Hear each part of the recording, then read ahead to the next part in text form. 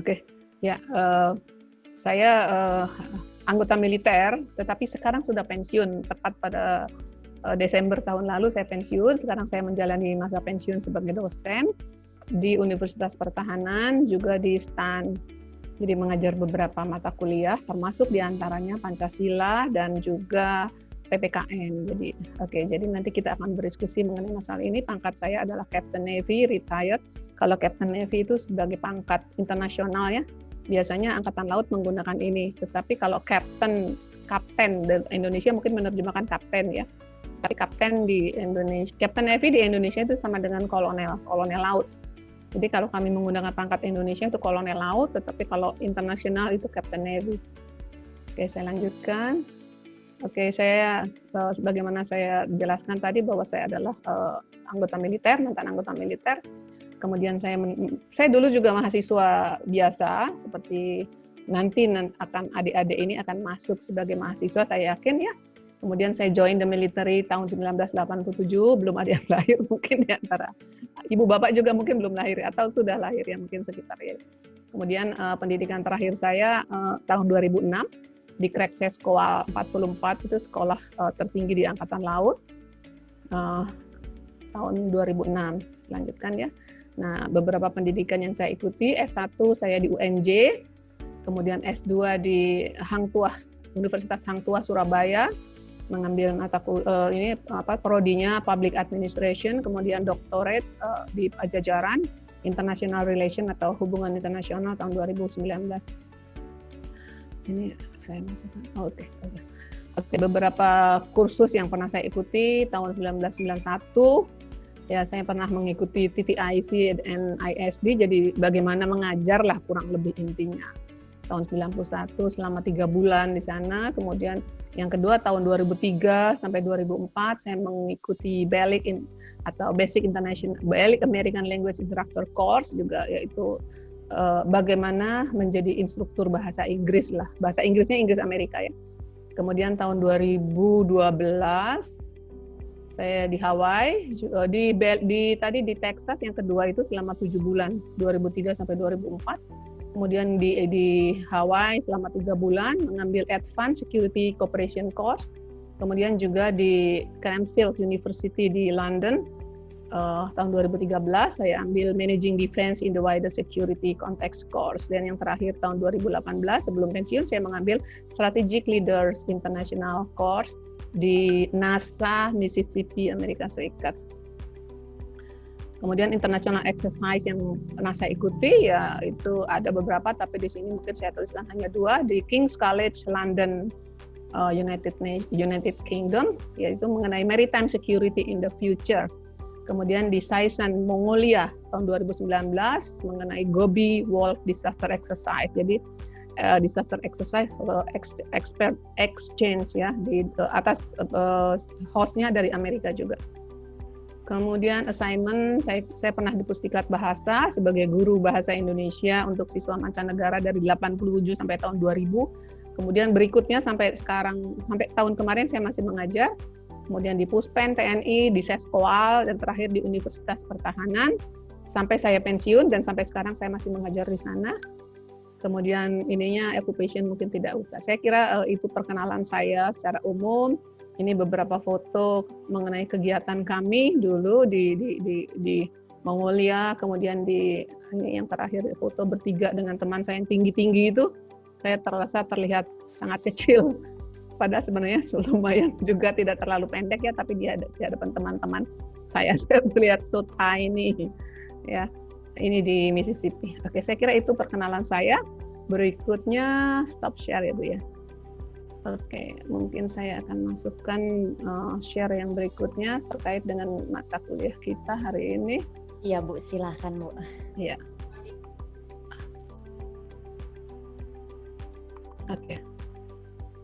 Oke, saya diminta untuk mengajar yang terkait dengan ini, yaitu wawasan Nusantara ya. Terus kalau wawasan Nusantara, kenapa? Sebentar, ini saya kecilkan aja biar saya nggak bingung karena tertutup wajah ya. Wajah. Oke. Loh, kok yuk naik? Bentar. Oke. Nah, saya diminta untuk mengajar mengenai wawasan Nusantara. Tapi kenapa kok saya mengajar Indonesian politics, geopolitics maksud saya? Oke, nanti kita akan lihat apa itu Indonesian atau apa itu geopolitics, kemudian apa itu wawasan Nusantara. Ya. Saya mengambil judul di sini adalah Indonesian Geopolitics. Kemudian dua pertanyaan besar ya terkait dengan eksistensi negara NKRI kita ya. Sebelum saya mengajar geopolitik, mungkin Anda bertanya, kenapa kok Ibu ngajarin geopolitik? Apa enggak buat kami SMA penting apa enggak? Untuk apa sih sebetulnya? Nah, mungkin ada pertanyaan di dalam hati Anda mungkin terkait dengan itu. Tapi kemudian saya akan memberikan satu pemahaman sebenarnya ya. Ada dua pertanyaan besar ya terkait dengan eksistensi. Kenapa harus ada eksistensi? Emang Indonesia besok nggak eksis? Dan sebagainya. Ya memang kita ini sebetulnya hidup di negara kalau kita mengikuti dari sejarah ya dari zaman dulu sampai sekarang pun masih mengapa yang menjadi sebab mengapa adanya pertahanan ya, mengapa ada militer, kekuatan militer dikembangkan itu karena negara-negara ini semua ingin eksis ya di tengah dunia yang anarki. Dunia yang anarki artinya semua negara ingin zaman dulu anarki ya, sekarang mungkin tidak terlalu lihat anarki. Jadi zaman dulu ketika kita kan pertama kali kita menyadari adanya negara ini adalah ketika Belanda ya mulai menjajah Indonesia, kemudian negara-negara Eropa kemana-mana, itu karena dunia itu anarki. Jadi semua butuh eksistensi, semua ingin hidup di tengah keterbatasan sumber daya alam. Sumber daya alam fosil ini kan makin lama makin habis. Ya, air bersih pun makin lama makin habis kalau terus-menerus digunakan. Kemudian kalau habis, mereka hidup bagaimana? Nah, kepentingan akan hal ini membuat negara-negara itu melakukan ekspansi kemana-mana karena waktu anarki, dunianya anarki. Jadi nggak ada aturan yang dibuat oleh dunia internasional. Kamu nggak boleh menyerang, kamu nggak boleh begini. Tapi semua anarki zaman itu ya, khususnya di negara-negara Eropa ini yang nantinya kemudian akan dibuat sebuah perjanjian Westphalia itu, kemudian itu juga sebagai konsep timbulnya nanti sebuah negara ya. Nah dulu saling menyerang bahkan sampai ke Indonesia kita mengalami sendiri Belanda menjajah kita ya ratusan tahun. Nah sebenarnya terkait karena mereka ingin eksis terus hidup di tengah sumber daya alam yang semakin menipis apalagi sekarang ya. Nah kemudian pertanyaan yang pertama adalah sampai kapan sih negara bangsa ini maksudnya Indonesia ini akan tetap bisa bertahan hidup? Nanti sekitar mungkin beberapa puluh tahun lagi ini kita habis, kita masih bisa hidup nggak? Terus kita mau pakai apa? Bensin, kemudian sumber daya alam yang lain, itu habis, kan terus-menerus dipakai. Dan untuk bisa mendapatkan itu kan butuh ribuan tahun, diproses ya menjadi fosil, kemudian menjadi mineral. Ya, ini sampai kapan negara bangsa ini akan bertahan hidup? Ya, kemudian ditambah juga selain tadi sumber daya alam juga dengan kondisi yang seperti sekarang, kondisi politik yang seperti sekarang. Yang kedua adalah kapankah bangsa Indonesia ini menjadi bangsa yang besar dan mampu berkompetisi dengan bangsa-bangsa lain di dunia. Ingat dunia ini adalah dunia yang kompetitif ya. Semua ingin maju, semua ingin mendapatkan eksistensi yang bisa hidup nanti sampai ratusan tahun lagi negara ya maksud saya. Semua ingin seperti itu. Tapi tentu saja kita menghadapi satu masalah, yaitu kita berkompetisi dengan yang lain. Kita mampu nggak sih Indonesia kalau kita lihat dengan kondisi negara ini? Kita teruskan ya. Nah, sebenarnya Indonesia itu memiliki potensi, ya, potensi menjadi major power atau menjadi negara dominan. Kenapa? Kenapa kok Indonesia dengan seperti ini kok saya nggak yakin ya menjadi negara dominan. Tapi Indonesia sebenarnya punya potensi menjadi negara dominan ya. Kenapa? Kita lihat bahwa ukuran yang pertama adalah populasi. Populasi Indonesia sangat besar. Nomor berapa di dunia? Adik-adik, Indonesia itu nomor berapa di dunia? Halo? 4 ya. Ya? Nomor 4 ya, Bu. Nomor 4, nomor 6, ya kurang lebih seperti itu ya, nanti dilihat lagi. Yang jelas, Indonesia ini memiliki potensi populasi yang sangat besar. Cina nomor 1, kemudian Amerika dan sebagainya. Indonesia juga ada di situ. Nah, ini merupakan satu potensi untuk menjadi sebuah negara besar. Kemudian yang kedua, sumber daya alam yang sangat melimpah di Indonesia. Ya, Indonesia yang begitu luas memiliki sumber daya alam yang sangat melimpah, kaya. Makanya sampai negara-negara seperti Jepang, kemudian seperti Belanda itu tertarik melihat Indonesia karena sumber daya alam ya yang melimpah. Kemudian yang ketiga adalah wilayah yang sangat luas, sangat luas. Indonesia itu sekitar 7 sampai 8 ini ya, juta kilometer. Ya. Oke. Kemudian Indonesia berpotensi menjadi negara dominan peringkat ke-6 bersama-sama Cina, India, Rusia, Rusia, Amerika, Brasil, Australia, Kanada, dan Afrika Selatan. Dari dari 3 parameter tadi, Indonesia punya potensi menjadi negara besar. Tapi kemudian kita lihat apa yang terjadi. Ya, tantangannya adalah bahwa kita melihat berdasarkan menurut Kenichi Omei tahun 1995 dalam bukunya The End of the Nation State, jadi akhir dari sebuah negara bangsa ya, yaitu ada terjadinya kerasnya persaingan antar bangsa, antar elemen masyarakat, antar individu pada era pasar bebas sekarang ini. Kita lihat negara kita, ada nggak sih persaingan? Ada nggak sih antar masyarakat itu hidup damai? Kemudian bahkan antar individu, antar bangsa, ada nggak sih? Bangsa maksudnya suku bangsa ya. Ada nggak sih persaingan, keributan, dan sebagainya? Kita akui bahwa kita juga sangat banyak ya, antar elemen masyarakat ini sering sekali. Kemudian antar etnis pernah terjadi beberapa kali, antar individu kita tidak bisa melihat satu persatu di sini ya. Kemudian yang kedua, tergoda untuk menganut pragmatisme, hedonisme, dan individualisme. Jadi ini apabila kita sebagai masyarakat ini tergoda untuk menganut pragmatisme ya, artinya tidak menghalalkan segala cara untuk mendapatkan kesenangan-kesenangan saja. Ya, individualisme sudah tidak peduli kepada yang lain. Maka ini akan mengancam eksistensi negara bangsa dari sisi faktor ekonomi yang terakhir ya. Kemudian menurut ini Darren, kemudian James Robinson juga, why nation fail? Kenapa negara itu gagal? Ya, sebuah negara berhasil karena sistem ekonomi negaranya. Ya, bisa dilihat dari sudut pandang itu. Ini melihatnya dari sudut pandang ekonomi ya. Kemudian kesuksesan dan keterpurukan ekonomi suatu negara dipengaruhi oleh institusi politik ekonomi ciptaan manusia. Jadi kita akan bertumbuh ekonomi menjadi negara yang besar apabila situasi politik di negara itu mendukung. Jadi ada hubungannya antara situasi politik dengan sistem ekonomi suatu negara. Kalau situasi politiknya terus-menerus kacau, terus-menerus demo, terus-menerus ada kekerasan horizontal, bagaimana negara ini akan berpikir, bagaimana investor-investor asing akan masuk ke negara kita? Kan takut mereka. Di demo terus, dituntut terus, tapi dia tidak bisa, mereka kan ke sini juga untuk mendapatkan keuntungan. Kalau situasi satu negara seperti itu, nggak ada yang mau masuk. Kita lihat saja beberapa kali demo yang terjadi di negara kita, khususnya di ibu kota dan beberapa daerah ya sebetulnya. Ini sudah membuat mereka takut. Apalagi yang terakhir mengenai demo mengenai Omnibus Law ya. Jadi ini kan sebetulnya mengatur antara investor dengan employee-nya ya.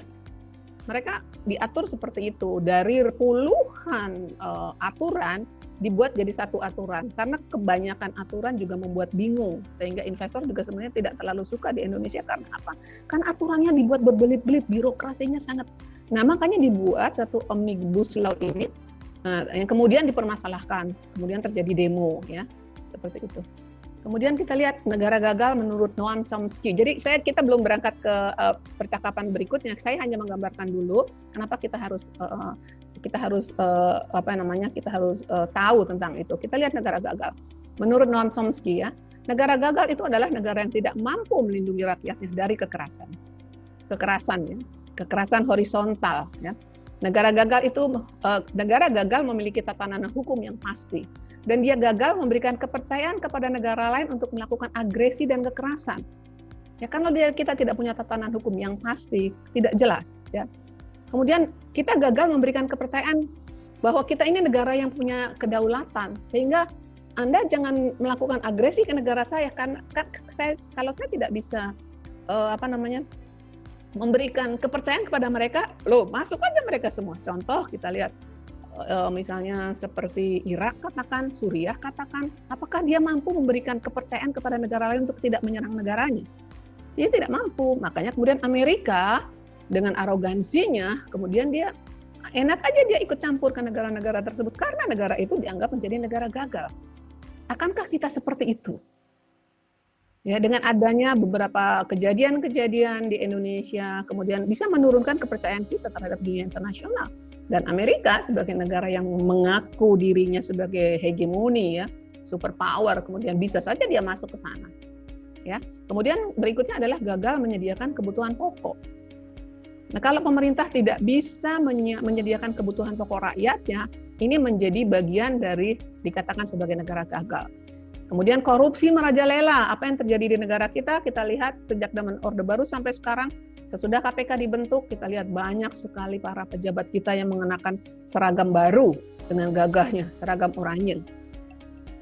Nah, kemudian hilangnya kepercayaan rakyat. Rakyat itu sudah tidak percaya kepada pemerintah.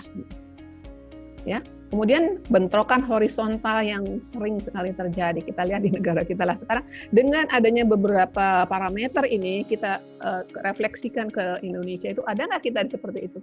Ada nggak di situ bagian yang menjadi menandakan bahwa kita adalah akan menjadi negara gagal? Oke, indeks negara gagal menurut Fund for Peace and Foreign Policy Magazine, ini ada banyak dia menuliskan negara gagal, termasuk maksudnya indeksnya ya. Presentasinya seperti itu. Di antaranya yang paling atas saya lihat ada Somalia, ada Irak, ada Korea Utara, Zimbabwe, Afghanistan, Suriah dan sebagainya.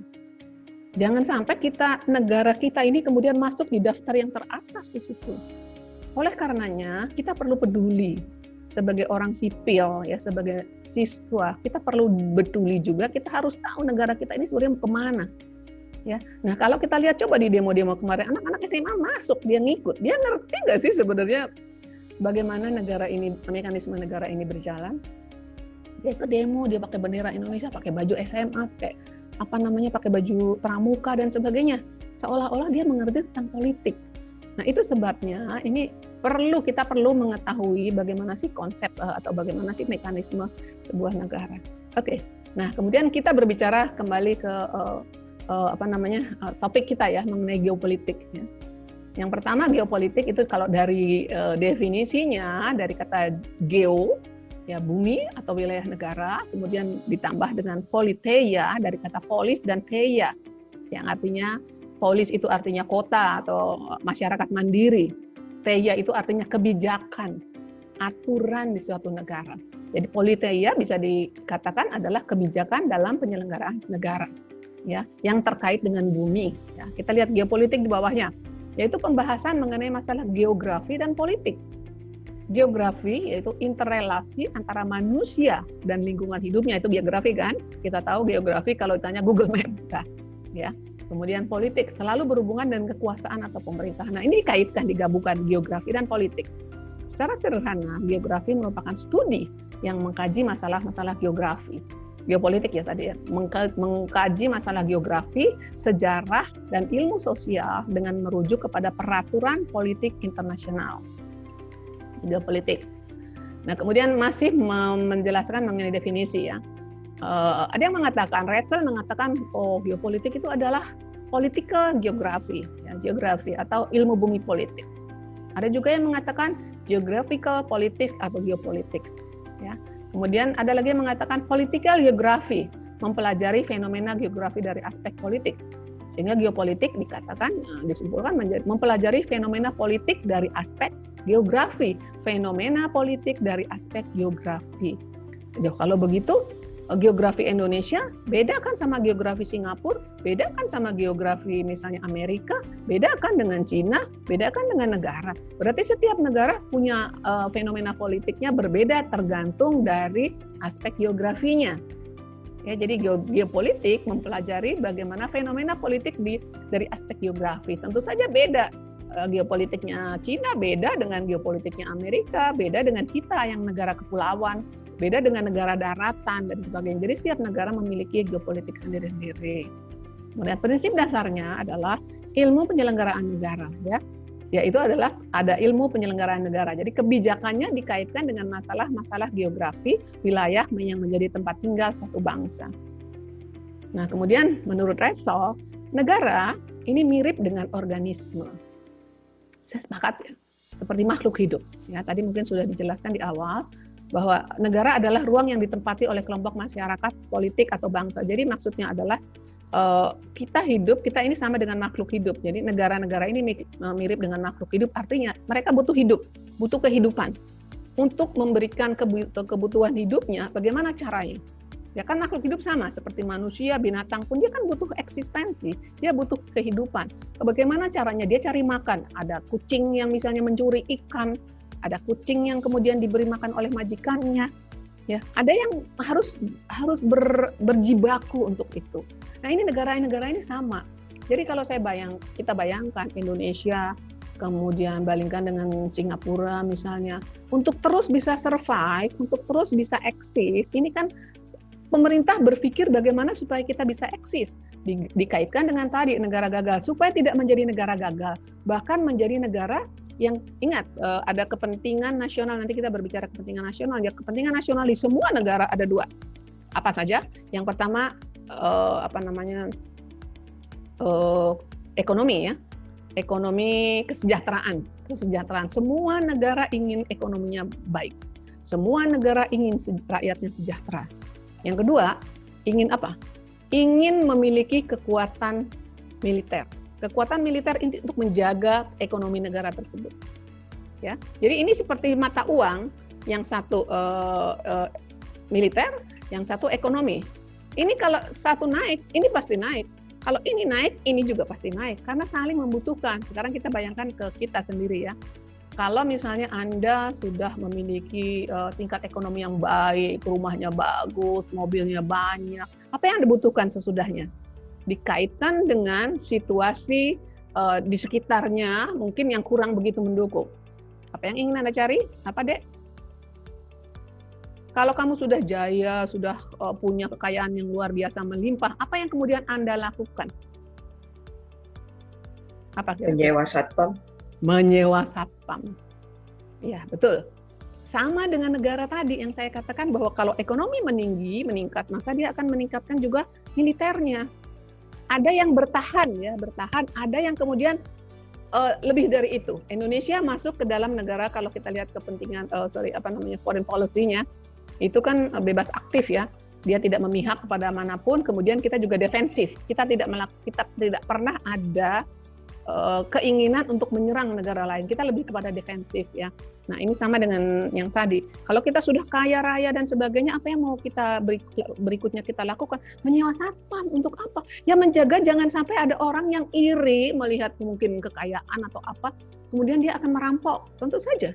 Jadi ini dua ini saling mencoba sama ya, dia harus berada di pada sisi. Nah, kalau duluan misalnya duluan militernya, ekonomi harus tinggi karena untuk menjadi lebih tinggi militer ini si ekonomi harus beli persenjataan, kemudian untuk membuatnya diperlukan ekonomi sehingga dua-duanya itu saling ya bareng-bareng maju. Nah, jika bangsa dan negara ingin tetap eksis dan berkembang, ini menurut si Russell ya harus melakukan ekspansi menurut dia ya Russell ya. Dengan apa? Dengan power, dengan kekuatan. Nah, ini kan kalau yang saya katakan tadi bahwa negara-negara ini sifatnya anarki, ya. Kalau kita lihat sebelum adanya PBB Liga Bangsa-Bangsa, itu semua banyak negara itu ingin eksis, kemudian untuk dia harus melakukan ekspansi, ya. Sekarang ketika kemudian PBB sudah lahir, kemudian organisasi-organisasi internasional sudah lahir dan mengatur bagaimana negara-negara ini harus hidup. Sistem internasional diatur oleh organisasi-organisasi internasional, maka keinginan tersebut tentu saja tidak bisa semaunya. Meskipun ada aja negara-negara yang kepingin, misalnya dulu pernah Iran kepada Irak, Kuwait dan sebagainya, itu kan masih pada tataran yang seperti itu. Dia ingin melakukan ekspansi karena ngiler di negara orang itu, di negara tetangganya itu kok punya minyak banyak. Nah, kemudian dia mulai melakukan ekspansi. Nah, kemudian dikaitkan dengan Lebensraum bahwa perlu ruang untuk hidup, sehingga dia harus melakukan ekspansi. Seperti Belanda, ngapain dia jauh-jauh ke Indonesia? Dia kan negaranya kecil, negara yang begitu kecil, tapi dia punya kekuatan yang luar biasa sampai bisa menduduki negara kita yang demikian luas. Waktu itu memang belum ada yang disebut dengan negara Indonesia, masih raja-raja kerajaan-kerajaan kecil ya. Dia perlu ruang untuk hidup. Oke, lanjutkan. Nah, agar tetap eksis, menurut Yellen ya, maka mempertahankan dan mengembangkan negara. Yellen berbeda dengan tadi ya, Russell ya. Kalau Russell itu harus ekspansi dengan kekuatan. Nah, ini supaya tetap eksis, maka kita harus mempertahankan dan mengembangkan negara. Oh, ini sama. melakukan ekspansi dengan cara ekspansi, ya. Oke, negara harus memiliki kemampuan intelektual, ya. Yang kedua adalah negara harus memiliki kemampuan intelektual. Jadi kemampuan geopolitik, kemampuan ekonomi politik, kratopolitik, dan sosiopolitik. Kemudian memperkuat negara dengan memulai pembangunan kekuatan daratan. Kekuatan daratan kemudian diikuti dengan pembangunan kekuatan bahari. Nah, ini akan kita lihat nanti Indonesia itu seperti apa. Apakah kita memang melakukan kekuatan darat lebih dahulu? Di Indonesia angkatan darat itu sudah lebih besar dibandingkan angkatan laut. Padahal ini kalau negara kontinental sebetulnya, ya. Kalau negara kontinen, negara darat, ya tentu saja dia harus memperbesar kekuatan darat dalam menghadapi ancaman. Tetapi Indonesia sebagai negara kepulauan, apakah kekuatan darat itu lebih dipentingkan daripada kekuatan laut? Ingat, 2/3 dari Indonesia adalah laut. Oke, bisa jadi bahan diskusi nanti. Nah, kemudian kita lihat dulu di sini ada teori kekuasaan, ya, power tadi, kemudian dengan geopolitik. Nah, menurut Niccolo Machiavelli, ya dia menulis beberapa buku, ya. Dari bukunya The Prince, dia berpendapat bahwa tentang cara memelihara kekuasaan politik. Jadi supaya politik ini tetap memiliki kekuasaan, maka dia menerapkan hal-hal sebagai berikut. Dia mengatakan bahwa boleh dia menghalalkan segala macam cara untuk merebut dan mempertahankan kekuasaan. Jadi kalau negara yang sudah pemerintah yang sudah sekarang berdiri incumbent, ya, kemudian untuk mempertahankan kekuasaan dia bisa merebut juga bisa, ya. Kalau yang belum ada ingin merebut boleh menghalalkan segala cara. Kemudian yang sudah ada ingin mempertahankan juga boleh menghalalkan cara menurut Niccolo Machiavelli. Kemudian untuk menjaga kekuasaan menurut Machiavelli, politik adu domba adalah sah. Yang kuat pasti dapat bertahan dan menang. Di dalam dunia politik seperti itu menurut Niccolo Machiavelli. Jadi kita tidak heran kalau misalnya ketika ada di dalam orang mulai mau, kita kan sebentar lagi nih Desember, ya. Nah, Amerika sudah mulai November, tanggal 3 November sudah pada pemilihan presiden. Nah, ini menurut Machiavelli, ini partai-partai politik ini melakukan ini semua. Dia akan menghalalkan segala cara, dia akan melakukan politik adu domba. Nah, dia mengatakan juga bahwa yang kuat pasti menang. Jadi kalau yang tidak kuat pasti tidak menang. Itu menurut pandangan Niccolo Machiavelli. Kemudian menurut Clausewitz mengatakan bahwa perang terjadi karena politik itu stuck. Dia mengatakan perang adalah kelanjutan politik dengan cara lain. Jadi ketika orang berdiplomasi, negara dengan negara ada permasalahan, kemudian mereka berdiplomasi, bernegosiasi, tetapi ketika negosiasi itu stuck, berhenti, maka terjadilah perang. Jadi perang itu hanya terjadi kalau politiknya sudah tidak bisa berjalan, negosiasinya sudah tidak bisa berjalan. Nah, sekarang kita lihat ke geopolitiknya Indonesia. Oh, ini kok ada yang baru masuk, ya? Maaf, saya harus admit, ya. Atau mungkin dari yang ini bisa ke saya admit? Tidak usah, Bu. Ya. Kadang menutupi tulisan. Ya. Maaf, ya. Kemudian geopolitik Indonesia, ya. Sekarang eksistensi negara kita, ya. Kan tadi saya berbicara bahwa semua negara itu eksis di tengah dunia yang anarki, ya. Eksistensi Indonesia dipengaruhi oleh lingkungan internasional. Jadi tidak bisa kita menganggap diri kita sendiri seperti ini, kemudian negara lain harus mengikuti. Ini yang terjadi pada Cina sebetulnya, agak aneh ini. Saya mungkin bisa bercerita sedikit. Bahwa Cina itu kita sebenarnya internasional itu punya satu hukum laut internasional, yaitu UNCLOS atau United Nations Convention on the Law of the Sea. Ya, ini Cina sudah meratifikasi, artinya dia sudah menyetujui bahwa UNCLOS ini dia percaya dan dia akan terapkan, ya. Di dalam undang-undangnya harus ada, Indonesia juga ada, beberapa negara itu juga sudah meratifikasi. Tetapi ini kan internasional, kan, jadi hukum internasional. Tetapi dia berperilaku bahwa apa yang menurut dia lakukan benar, dia tidak peduli UNCLOS yang sudah dia ratifikasi. Ini contohnya terjadi di Laut Cina Selatan. Di Laut Cina Selatan ini menurut mantan Kasal Pak Marsutio, itu dia mengatakan bahwa Perang Dunia Ketiga akan dimulai dari Laut Cina Selatan. Karena disitulah kekerasan atau disitulah situasi yang selama ini panas. Ya, Amerika Serikat yang nggak ada seharusnya di situ, sudah sampai di situ. Dia mengalihkan kekuatan yang tadinya ada di Timur Tengah, pindah ke Indo-Pasifik. Nah, dia bahkan pindah ke situ. Dia mendirikan di Darwin, dia mendirikan satu pangkalan dan dia sedang berpikir lagi yang di Filipina ini kan dulu ada pangkalan tetapi sudah selesai, kemudian dia sedang berupaya supaya bisa memiliki pangkalan di Subic dan Clark di Filipina. Indonesia tidak pernah mau karena kita ingat politik kita bebas dan aktif, kita tidak memihak salah satu blok, baik Amerika maupun kalau yang sekarang Cina, kalau dulu ini ya Uni Soviet. Kita tidak memihak kepada salah satu, Indonesia itu netral. Ya, karena itu Indonesia tidak pernah mau menerima, Amerika Serikat beberapa kali menginginkan Indonesia menjadi pangkalan angkatan lautnya ya. Tetapi kita tidak pernah. Nah, ini dibujuk lagi si Filipina, Korea masih, Jepang masih, Singapura masih. Ya, ada di situ. Karena apa? Amerika Serikat itu juga menginginkan adanya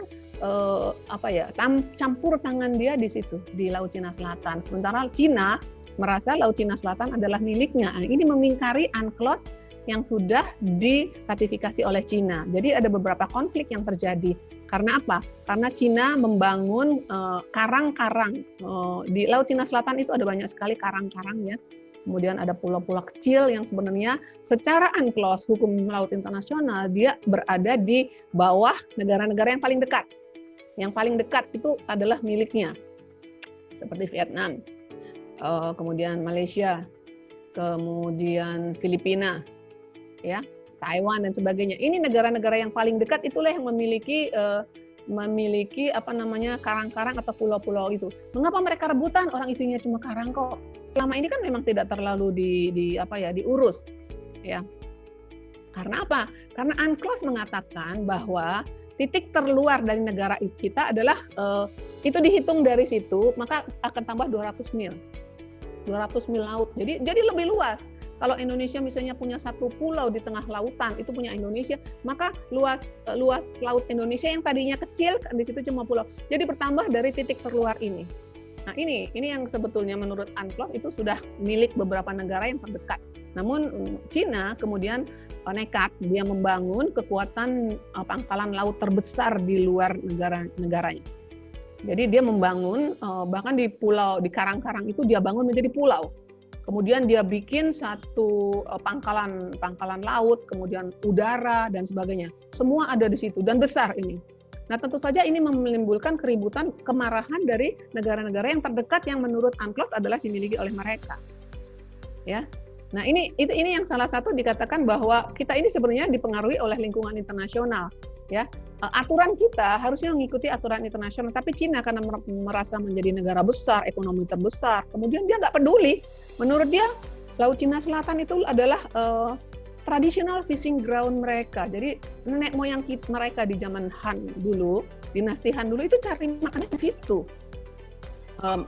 Cari makannya di situ. Jadi dianggap itu miliknya. Padahal dia sudah meratifikasi UNCLOS tadi. Jadi dia tidak peduli UNCLOS, dia tidak peduli internasional, yang dia pedulikan adalah menurut mereka. Ya. Nah, kalau dipikir seperti itu, Indonesia ingat bahwa negara Indonesia cari makannya sampai kemana dari waktu dulu belum menjadi Indonesia ya. Waktu kerajaan-kerajaan. Nah, kita kan sampai ke Madagaskar, sampai ke Afrika Selatan. Ingat di Afrika Selatan itu ada tempat yang namanya Kampung Makassar. Kemudian di Madagaskar itu kan dalam cerita-cerita gini, orang-orang Makassar kan memang pelaut-pelaut pulung. Nah, kita sebenarnya juga bisa melakukan hal yang sama, tapi kan kita tidak melakukan itu. Nah, ini yang dilakukan oleh Cina. Dia tidak peduli. Ya. Kemudian penyelenggaraan NKRI bersumber dari, menurut Geopolitik Indonesia, penyelenggaraan NKRI bersumber dari apa? Dari harus berdasarkan Pancasila dan Undang-Undang Dasar 45. Jadi Pancasila dan Undang-Undang Dasar 45 ini dijadikan sebagai dasar bagaimana kita mengelola negara. Ya. Kemudian perlu prinsip-prinsip dasar sebagai pedoman dalam memperjuangkan kepentingan nasional. Oke, saya lanjutkan. Ini kok agak Oke. Mungkin sekarang kita lihat bagaimana teori kekuasaan yang tadi ya, kemudian dengan geopolitik Indonesia. Nah, geopolitik, kita kembali lagi ke geopolitik, dapat dikatakan adalah pertimbangan-pertimbangan di dalam menentukan alternatif kebijakan dasar nasional yang memanfaatkan konstelasi geografis suatu negara untuk mewujudkan tujuan tertentu. Tujuan tertentu adalah apa? Tujuan tertentu adalah mewujudkan kepentingan nasionalnya, tujuan negara kita. Jadi kita mempertimbangkan, membuat kebijakan-kebijakan dasar ya secara nasional dengan melihat kepada konstelasi geografi negara kita. Kemudian Indonesia menganut paham negara kepulauan berdasarkan pada archipelagic konsep, ya, yaitu laut sebagai penghubung daratan sehingga wilayah negara menjadi satu kesatuan yang utuh sebagai tanah air. Ini disebut negara-negara kepulauan. Nanti kita akan lihat ya. Pemahaman archipelago Indonesia dengan negara barat itu tidak sama. Oleh karena itu, perbedaan terletak pada salah satu pedoman bangsa Indonesia yang kita kenal dengan wawasan Nusantara. Jadi kalau tadi saya menulis judulnya adalah geopolitik, maka geopolitik Indonesia adalah wawasan Nusantara itu. Terus wawasan Nusantara apa, Bu? Nah, kita kaitkan tadi kan kalau geopolitik itu kita bagaimana kita menentukan kebijakan dasar nasional kita berdasarkan geografinya Indonesia.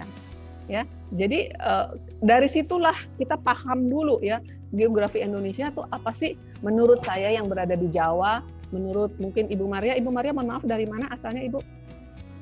Dari NTT Bu. Dari NTT, mungkin dari penduduk NTT harus punya pemahaman yang sama apa itu Indonesia, apa itu Nusantara. Satu lagi mungkin ada yang dari Timur Timur, ada yang dari Papua, itu kita semua harus memiliki pemahaman yang sama mengenai wawasan Nusantara. Nah, kalau pemahaman kita sudah sama, maka kita bisa membuat kebijakan-kebijakan yang sama untuk seluruh wilayah Nusantara. Tetapi kalau orang dari Papua itu tidak bisa menerima konsep-konsep yang diberikan negara yang dipercaya atau diyakini oleh orang-orang dari Sumatera misalnya. Tetapi mereka tidak bisa menerima, maka ini yang kita berusaha untuk supaya wawasan Nusantara ini bisa dipercaya atau diyakini oleh semua warga, semua masyarakat yang ada di Nusantara ini. Oke, terus kapan sih pembangunan geopolitik Indonesia dimulai? Nah, ingat 28 Oktober besok ya? Apa yang terjadi pada 28 Oktober? Dek? Sumpah Pemuda. Apa yang diucapkan dalam Sumpah Pemuda? Bersumpah tentang apa?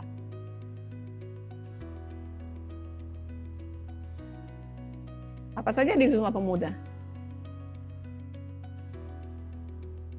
Sumpah Pemuda, 1.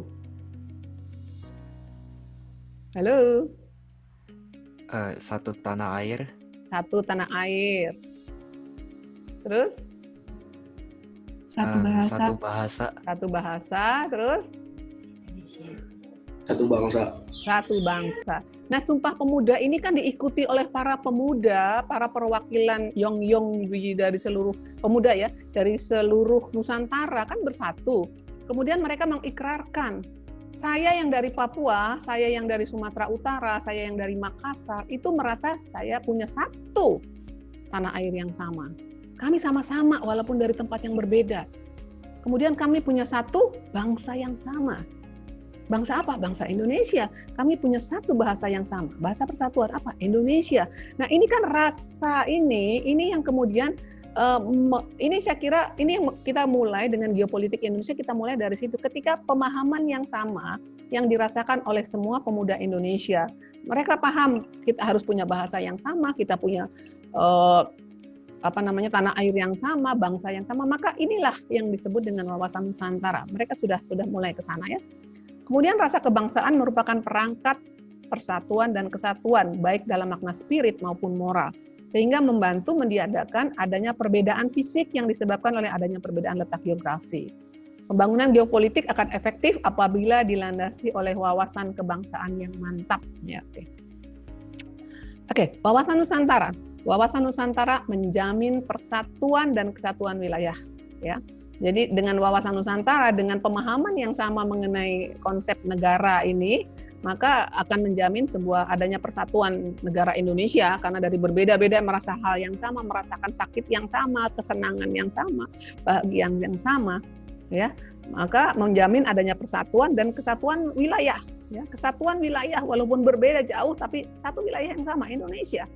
Satu bangsa yang sama dan segenap aspek kehidupan nasionalnya. Jadi untuk apa? Untuk kita mencapai kepentingan nasional atau national interest kita tercapai. Apa sih kepentingan nasional Indonesia? Ingat nggak? Apa sih tujuan nasional Indonesia? National interest Indonesia? Apa?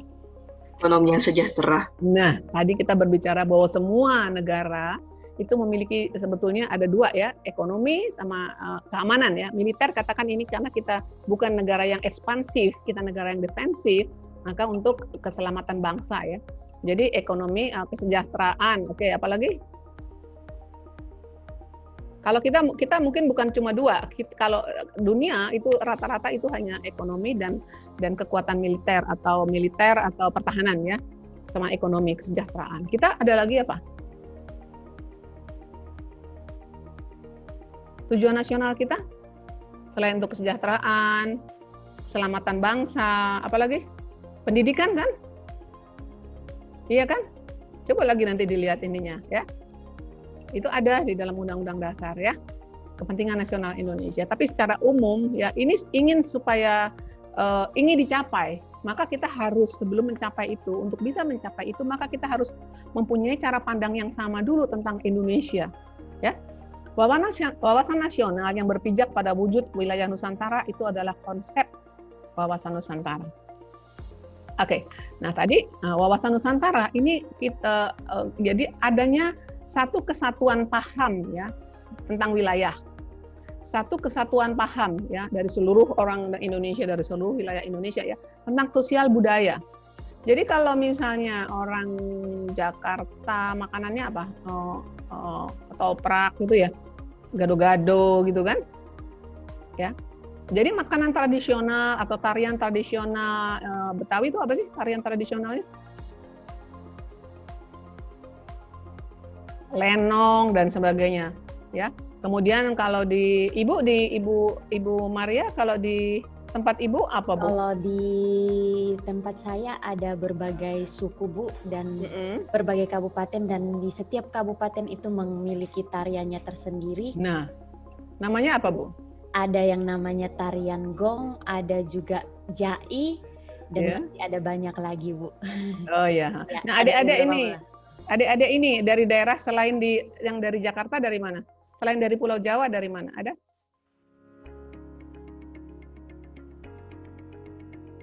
Halo? Apa semua dari Jakarta atau dari Jawa saja? Halo? Bangka, Bu, Campak. Nah, Bangka ya. Dari Bangka itu ada apa? Ada makanan apa, tarian tradisional, kemudian ada misalnya, saya kira di Bangka terkenal destinasi wisata ya. Nah ini semua, saya hanya mau menggambarkan bahwa semua yang ada di kita, mungkin yang ada di Bangka, mungkin tidak ada di Jawa. Yang ada di tempat Ibu Maria mungkin tidak ada di tempat yang dari Bangka itu.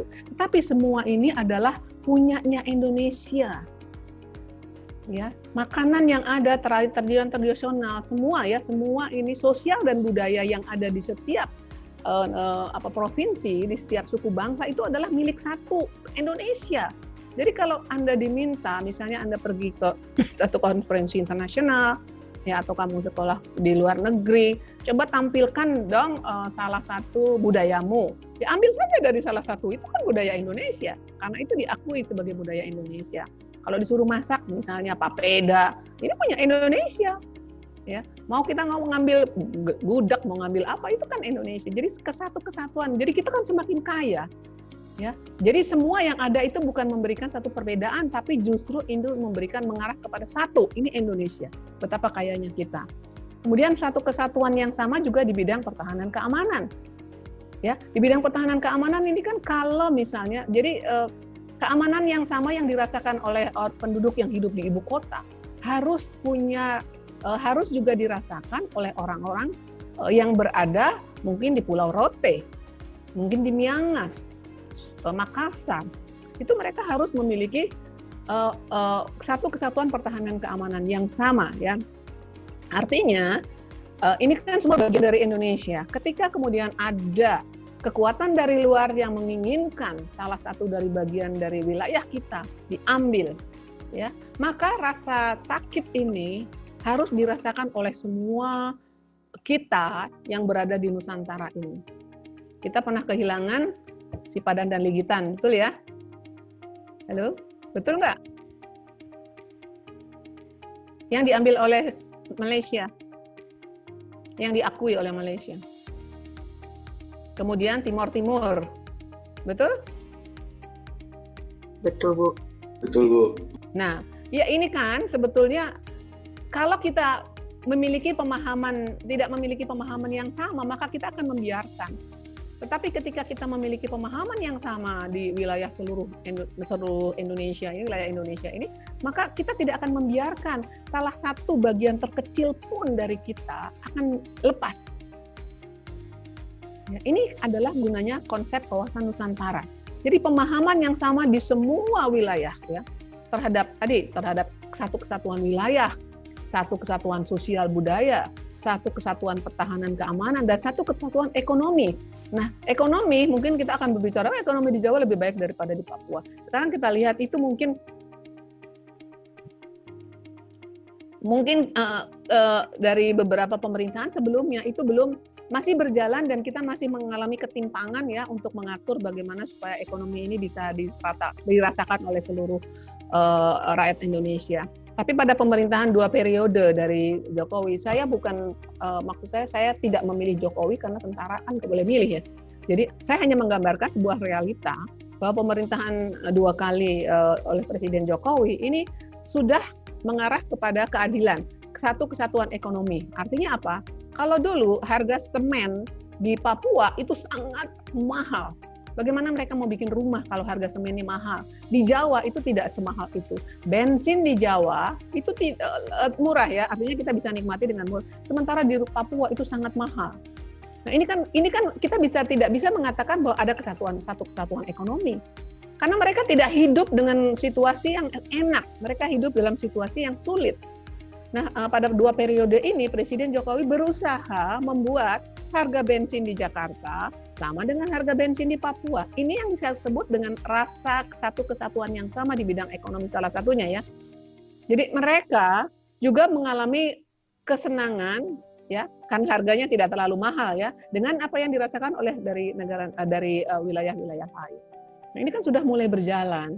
Kemudian juga pembangunan ekonomi ya, pembangunan ekonomi juga, pembangunan infrastruktur juga. Di Papua sekarang sudah banyak dibangun jalan dan sebagainya. Ini ya, kalau dulu memang belum terbangun, ini kemudian membuat mereka yang berada di sana merasa sebagai anak tiri. Loh, katanya kita Indonesia, kok kita tidak punya tidak memiliki rasa senang yang sama dibandingkan teman-teman kita yang ada di pulau lain.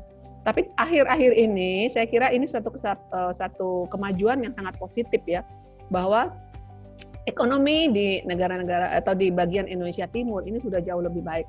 Terutama ketika Pak Jokowi melahirkan satu konsep poros maritim dunia atau Global Maritime Fulcrum ya. Walaupun sebetulnya kata global ini menimbulkan persepsi yang di negara-negara luar seolah-olah Indonesia menjadi poros maritim dunia, padahal lebih kepada internal ya. Presiden ingin membangun kawasan Indonesia Timur dengan menggabungkan adanya tol laut sehingga memudahkan industri produk-produk yang ada di Indonesia Timur yang sebelumnya susah dan sulit karena harus pakai helikopter kan kalau dulu. Nah sekarang sudah bisa melalui jalur laut. Ya. Kemudian definisi wawasan Nusantara. Ya, wawasan Nusantara itu dari kata bahasa Jawa itu wawas. Wawas itu apa? Wawasan itu pandangan, tinjauan, penglihatan, ya wawas. Kemudian Nusantara dari Nusa itu adalah pulau atau kesatuan dari pulau-pulau ini. Kemudian antara menunjukkan letak di antara dua, ya antara ini dan antara itu. Jadi Nusa antara. Jadi antara pulau-pulau yang menunjukkan sebenarnya adalah banyaknya pulau. Jadi cara pandang kita mengenai bagaimana banyaknya pulau. Nah kalau tadi sudah di depan sudah dijelaskan bahwa cara pandangnya harus diubah. Kalau dulu orang berpikir cara pandang bahwa Pulau Jawa dan Pulau Sumatera dipisahkan oleh Selat Sunda. Misalnya Pulau Jawa dengan Pulau Bali dipisahkan dengan Selat Bali misalnya. Nah, itu cara pandang yang lama itu harus diubah. Karena cara pandang yang baru tidak seperti itu. Bukan dipisahkan, tetapi justru harus dipersatukan. Jadi laut ini bukan memisahkan. Kalau kita berbicara laut memisahkan, maka terpisah-pisah. Jawa sendiri, Kalimantan sendiri, Papua sendiri, semua sendiri-sendiri. Karena terpisahkan. Tetapi cara pandang ini diubah menjadi cara pandang justru disatukan. laut ini mempersatukan laut misalnya selat Sunda menyatukan Sumatera dengan Jawa. Jadi kita menjadi satu kesatuan seperti ini, bukan terpisah. Nah, kalau yang dipisahkan ini adalah warisan yang diberikan oleh Belanda, ya. Nah, ini akan mengakibatkan apa? Ini adalah sebenarnya ciri-ciri Belanda ingin memecah belah. Karena mereka memisahkan, jadi ada laut-laut lepas di antara pulau-pulau itu, sehingga negara lain itu bisa masuk. Kan laut lepas, bebas. Ya. Tetapi cara pandang mengenai wawasan Nusantara, karena merupakan satu kesatuan, maka tidak ada yang boleh masuk. Tidak ada kapal-kapal dari luar Indonesia yang masuk tanpa seizin negara. Nah, ini kemudian ditindaklanjuti dengan adanya yang nanti kita akan lihat berikutnya, adanya ini, jadi konsep UNCLOS tadi yang kemudian kita ratifikasi. Sebenarnya konsep UNCLOS ini juga Indonesia yang menginisiasi dari Perdana Menteri Juanda. Ya, dia mengajukan ke dunia internasional ya, kepada UN bahwa konsep negara kepulauan ini seperti ini loh. Indonesia kan negara kepulauan dan pada saat itu Indonesia diakui sebagai negara kepulauan. Ya, konsepnya ada di dalam, termasuk di dalamnya wawasan Nusantara ini. Jadi kita bukan lagi dipisahkan sehingga tidak ada orang yang bisa masuk. Kalau dipisahkan orang bisa masuk, negara lain bisa masuk. Kemudian dengan enaknya akan masuk kemana-mana. Tapi konsep ini justru mempersatukan pulau-pulau ini sehingga inilah Indonesia ini segini nih. Jangan coba-coba masuk. Oke? Saya kira kita lanjutkan. Kemudian faktor yang mempengaruhi wawasan Nusantara. Yang pertama adalah faktor wilayah.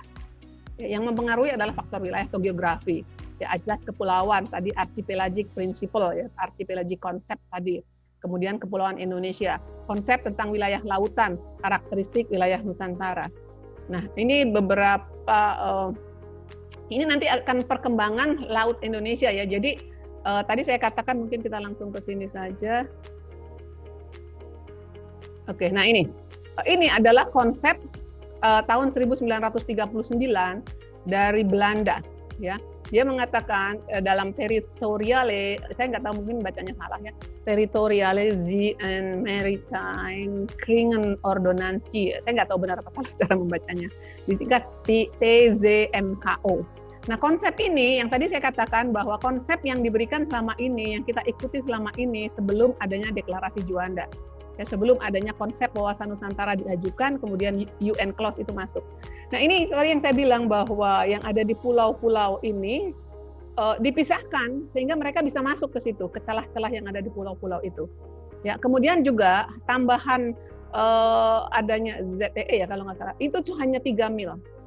Nah, kemudian ini sebelum ada deklarasi Juanda tadi ya, pada TZMKO 1939, di mana Nusantara yang dikelilingi laut dan setiap pulau hanya mempunyai laut sejauh 3 mil dari garis pantai. Nah, itulah Indonesia. Jadi kalau di Jawa 3 mil, kemudian Sumatera 3 mil, itu kan jadi ada celah-celah kosong yang membuat negara lain bisa masuk. Kapal asing boleh masuk dengan bebas melayari wilayah yang memisahkan tersebut. Ini konsep yang tadi, yang dari TZMKO tadi, dari konsep dari Belanda. Kemudian mulai Juanda ini mulai mengajukan kepada UN, ya, ada deklarasi yang kita sebut dengan deklarasi Juanda, bahwa Indonesia ini menyatakan bahwa Indonesia ini adalah negara kesatuan yang mempunyai corak tersendiri yang nggak sama dengan negara lain, dengan negara pemikiran Barat ya, yang kita sebut dengan archipelagic state. Bahwa sejak dulu kala Kepulauan Nusantara ini sudah merupakan satu kesatuan. Nah, ketentuan Ordonansi 1939 tentang ordonansi dapat memecah belah keutuhan wilayah Indonesia. Itu yang kita rasakan. Kemudian batas teritorial wilayah Indonesia setelah deklarasi Juanda menjadi 12 mil yang diukur dari garis pantai laut. Nah, batas ZEE 200 mil laut dari garis batas laut. Nah, ini sesudah adanya deklarasi Juanda. Ya, jadi deklarasi Juanda mengajukan, kemudian turun tahun 1982 itu yang disebut dengan UNCLOS itu, United Nations Convention on the Law of the Sea, yang kita sudah ratifikasi ya. Ini menjadi lebih luas. Nah, gambar-gambar biru ini adalah perluasan ya, jadi wilayah kita. Jadi kalau dulu justru terpotong kan, misalnya antara Pulau Sumatera dengan dengan Pulau Kalimantan, ini kan ada wilayah-wilayah laut yang lepas, sehingga negara lain bisa masuk. Tetapi dengan adanya UNCLOS yang kemudian dari deklarasi Juanda awalnya itu, maka ini nggak bisa orang masuk sembarangan. Negara lain tuh nggak bisa masuk sembarangan karena semua yang di bawah batas-batas biru ini adalah milik Indonesia. Lah terus gimana negara lain mau lewat? Ya, dia bisa lewat melalui Selat Malaka yang ada di antara Sumatera dengan ini nih apa namanya Kuala Lumpur ini. Bisa lewat situ. Kemudian kita juga punya konsekuensi karena kita sudah diberikan ya diakui bahwa UNCLOS itu diakui, maka kita harus punya konsekuensi memberikan alur laut kepulauan yang disebut dengan ALKI. Ada 3 ALKI yang kita berikan kepada negara-negara karena letak Indonesia itu sangat strategis loh. Kita itu memblokir jalan dari selatan ke utara. Kemudian dari timur tengah ke utara. Itu kita blokir dengan keberadaan pulau-pulau kita yang tersebar di situ. Nah, kalau sudah ditutup, katakan ini rumah kita. Ada tadinya jalanan ya. Tadinya orang bebas pada konsep yang sebelumnya. Tapi kemudian setelah jadi wawasan Nusantara, sudah UNCLOS itu diakui, maka kita tembok itu. Nah, terus orang lewat mana? Kapal-kapal yang ngambil minyak dari Timur Tengah, kemudian ke misalnya Jepang dan sebagainya, itu kan banyak sekali. Karena mereka bisa lewat Selat Malaka yang saya katakan tadi di mana nih di sini nih.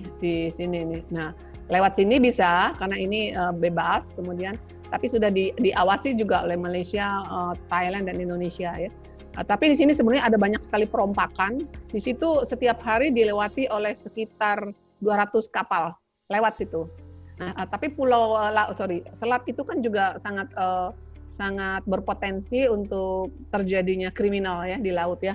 Nah, kemudian yang kita berikan ini ada 3 nih yang ada warna. Ini saya kasih kursor begini kelihatan nggak? Kelihatan, Bu. Kelihatan. Oke, ini adalah ALKI pertama, ALKI 1 yang diberikan oleh Indonesia untuk lewat kapal-kapal dari bawah, ya, dari bawah maupun dari mana, dari Timur Tengah dan sebagainya tadi yang mengangkut minyak dan sebagainya.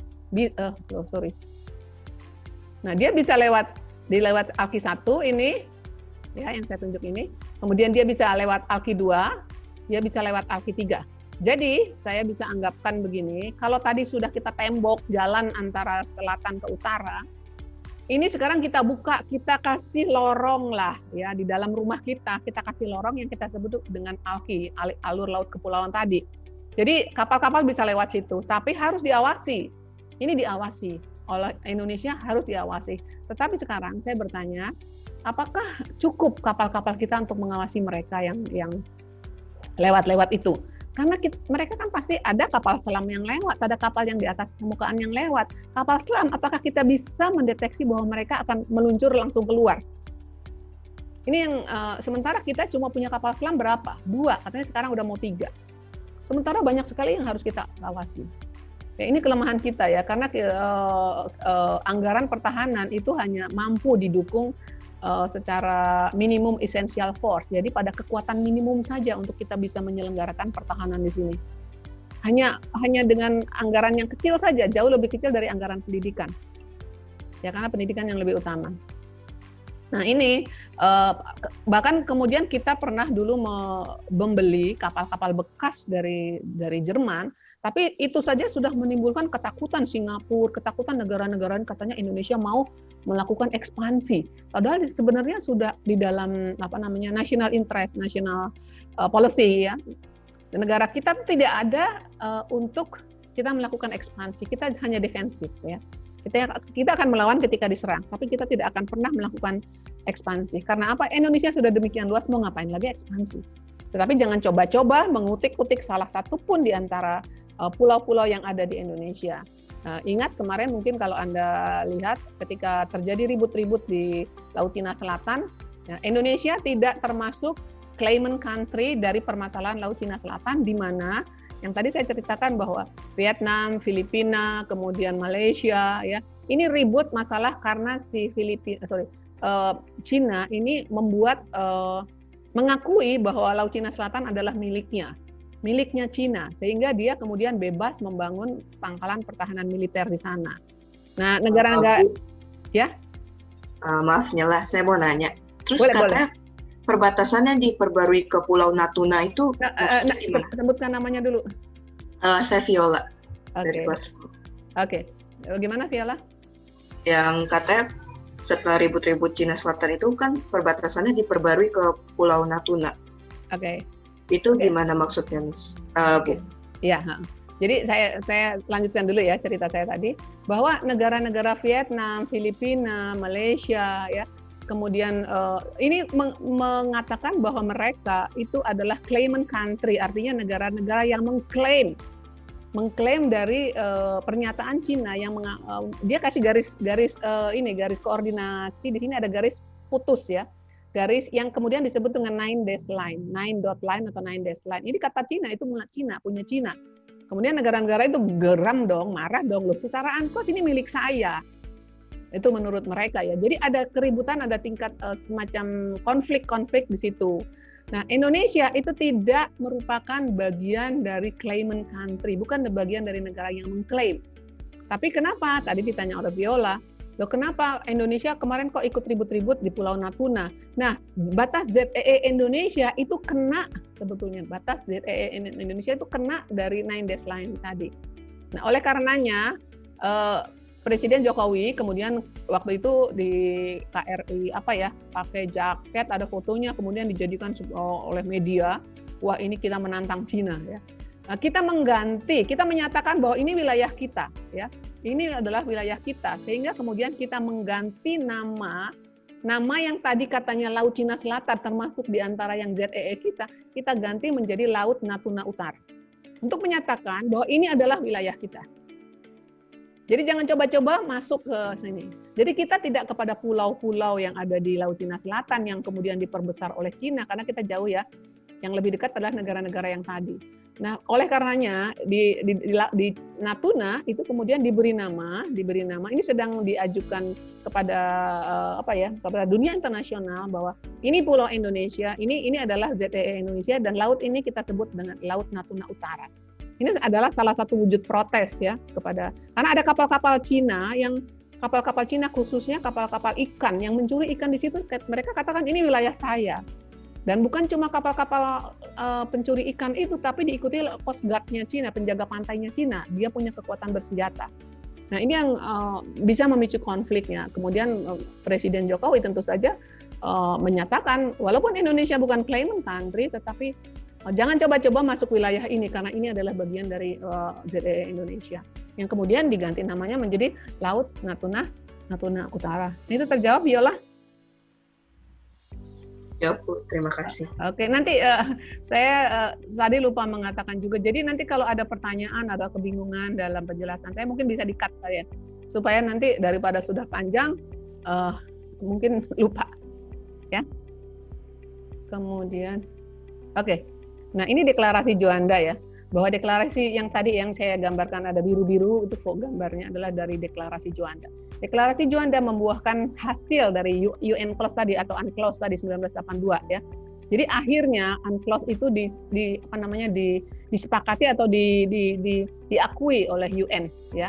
Bahkan negara-negara kemudian ikut, termasuk Cina tadi yang saya katakan bahwa Cina itu akhirnya meratifikasi, walaupun pada kenyataannya dia masih kekeh mengatakan ini wilayah saya nggak peduli UNCLOS berbicara apa, tetapi ini wilayah saya karena ini adalah tempat nenek moyang saya dulu cari ikan. Traditional fishing ground-nya dia katakan itu. Nah, kemudian kalau dalam deklarasi Juanda ini membuahkan UNCLOS tadi yang menguntungkan kita karena wilayah lautnya menjadi lebih luas dan kita menjadi tambah besar kan. Nah, cara bentuk yang seperti ini yang kemudian harus dipahami oleh seluruh masyarakat Indonesia terkait dengan pemahaman kawasan Nusantara. Nah, UNCLOS tadi di Indonesia diratifikasi oleh Undang-Undang Nomor 17 Tahun 85, 3 Desember 85 tentang pengesahan UNCLOS. Ya, kemudian ditetapkan lagi oleh Undang-Undang Nomor 6 Tahun 96 tentang perairan Indonesia. Ya, perairan Indonesia ini kan karena berubah jadi harus dibuat lagi. Kemudian Peraturan Pemerintah Nomor 36 Tahun 2002 tentang hak dan kewajiban kapal asing dalam melaksanakan lintas damai melalui perairan Indonesia.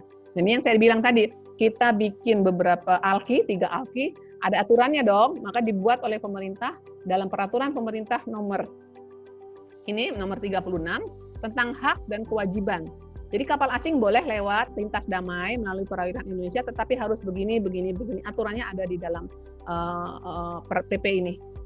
Nah, konsekuensinya kapal asing boleh lewat perairan Indonesia melalui ALKI 1, 2, dan 3. Nah, inilah pagar Indonesia ya, supaya perairan kita terjaga dari pelayaran bebas oleh kapal-kapal asing. Jadi tidak ada lagi, jadi deklarasi Juanda adalah sesuatu yang menguntungkan kita karena wilayah kita menjadi semakin luas dan kita semakin solid. Walaupun di dalam rumah kita ini ada jalan-jalan atau katakan mungkin jalan lintas ya, kalau kita katakan mungkin kalau di kampung itu kalau mau lewat jalan yang aslinya itu jauh banget, kemudian potong jalan seperti itu. Karena memang keberadaan Nusantara ini memblokir, kalau ditutup memblokir kapal-kapal yang mau lewat ke utara. Jadi mau nggak mau kita harus kasih jalan. Nah, unsur-unsur di dalam wawasan Nusantara, yang pertama ada unsur wadah. Wadahnya apa? Wadahnya ya Indonesia ini, wilayah Indonesia, ya kan? Jadi kita tahu berapa ribu pulau kita punya yang dihubungkan ya, bukan dipisahkan oleh perairan, oleh laut ya. Nah, di perwujudan wilayah Nusantara ini menyatu ya dalam kesatuan apa? Dalam kesatuan politik, politiknya sama, politiknya satu. Ekonominya juga satu. Tadi kita sudah berbicara. Sosial budayanya juga satu dan pertahanan keamanannya juga satu. Jadi pemahaman yang sama di dalam keseluruhan Indonesia. Kemudian di dalam wadah itu juga ada tata inti organisasi. Apa itu tata inti organisasi? Ini tata organisasi yang didasarkan pada Undang-Undang Dasar 45 yang menyangkut di dalamnya ada bagaimana bentuk negara, kedaulatan negara, kekuasaan pemerintah, sistem pemerintah ya. Di dalam wawasan Nusantara itu dijelaskan karena bentuknya wawasan Nusantara kalau berbeda dengan yang tahun 39 tadi, maka kemudian ini disesuaikan. Kemudian juga tata kelengkapan organisasi di mana di dalamnya ada masyarakat. Masyarakat itu ada yang yang mereka harus memiliki kesadaran dan kesadaran yang sama tentang politik Indonesia, juga kesadaran bernegara yang kuat. Nah, ini biasanya partai nih yang suka aneh-aneh, kemudian media tuh pers itu juga kadang-kadang aneh-aneh ya, karena dia cari uang, dia kadang-kadang membuat sesuatu yang secara nasionalisme itu kadang-kadang kita pertanyakan juga demi uang. Oke. Nah, kemudian isinya apa? Isinya adalah dengan wadah yang tadi, maka apa yang ingin kita ingin tuju. Dengan adanya wawasan Nusantara, kita sebenarnya mau apa? Tentu saja yang ingin kita tuju adalah aspirasi yang berkembang di kalangan masyarakat adalah supaya tujuan nasional kita yang berdasarkan pada Pancasila dan Undang-Undang Dasar Nasional, Undang-Undang Dasar 45 itu tercapai. Jadi tujuan nasional kita atau national interest kita itu tercapai. Wawasan Nusantara ini mengantarkan kita untuk bisa mencapai national interest. Nah, hakikat wawasan Nusantara adalah keutuhan Nusantara dalam pengertian cara pandang yang selalu utuh, yang utuh menyeluruh dalam lingkup Nusantara untuk kepentingan nasional, untuk tujuan nasional tadi ya. Jadi kita harus sama. Masyarakat Indonesia di manapun di wilayah Indonesia harus punya cara pandang yang sama. Sehingga ketika ada ancaman dari luar, kita merasakan hal yang sama. Ya, kebahagiaan yang sama yang harus juga dirasakan. Sosial ekonomi yang sama, pertahanan keamanan yang sama. Itu ya yang sudah kita diskusikan. Kemudian hal tersebut berarti bahwa setiap warga bangsa dan aparatur negara harus berpikir, bertindak, bersikap secara utuh menyeluruh bersama-sama untuk kepentingan bangsa dan negara. Nah, dasar pemikirannya tadi apa? Yang pertama tadi kita bisa bicara falsafah Pancasila, ya. Dasarnya adalah harus Pancasila. Kemudian kondisi objektif geografinya, ya betul kan? Memang harus kita lihat geografinya seperti apa, baru kita bisa buat pemikiran wawasan Nusantara. Kemudian aspek sosial budaya yang tadi sudah kita diskusikan juga, di mana adat istiadat berbeda, agama, bangsa, dan kepercayaan yang beragam, tetapi itu satu kesatuan. Kemudian sejarah lahirnya bangsa Indonesia yang berdasarkan semangat kesatuan dan persatuan. Ingat bahwa mungkin di kelas kemarin yang SMP ya, di SMA ini juga mungkin kita harus sadari bahwa ketika Pancasila negara itu terbentuk dulu kan, yang penting merdeka dulu aja kan, ya kan, belum ada perangkatnya sehingga belum secara de jure belum bisa diakui, belum bisa dikatakan bahwa Indonesia merdeka tanggal 17 Agustus karena kita perangkat hidup bernegaranya itu belum ada. Ya, kemudian dibentuk ya dalam prosesnya kan, memang dalam proses kemudian dibentuk Pancasila, kemudian kita lihat bahwa nilai-nilai atau bukan nilai, sila-sila yang ada di Pancasila itu kan hasil pemikiran dari para pemuda kita dari keseluruhan bangsa Indonesia. Jadi kenapa kemudian sila pertama itu menjadi ketuhanan yang Maha Esa? Dulu kan pernah di dalam proses pembahasannya ya, ini apa namanya, ada aturan atau bukan aturan, apa namanya, satu usul membuat ketuhanan yang Maha Esa berdasarkan syariah Islam bagi yang memeluknya. Ada kata-kata seperti itu. Tetapi kemudian oleh para pemuda dari wilayah timur itu diprotes. Kenapa harus ada menjalankan syariah bagi pemeluknya? Kami bukan Muslim. Kalau Indonesia atau Pancasila Indonesia membuat ideologi seperti itu, kami keluar. Kami nggak mau lagi sebagai orang Indonesia. Nah kemudian atas dasar itu, maka kemudian kata-kata pada sila pertama itu tidak lagi menggunakan menjalankan syariah Islam, itu karena mengakomodasikan keinginan dari semua wilayah di Indonesia. Ya, itu makanya kita katakan bahwa sejarah lahirnya Indonesia didasarkan pada semangat kesatuan dan persatuan.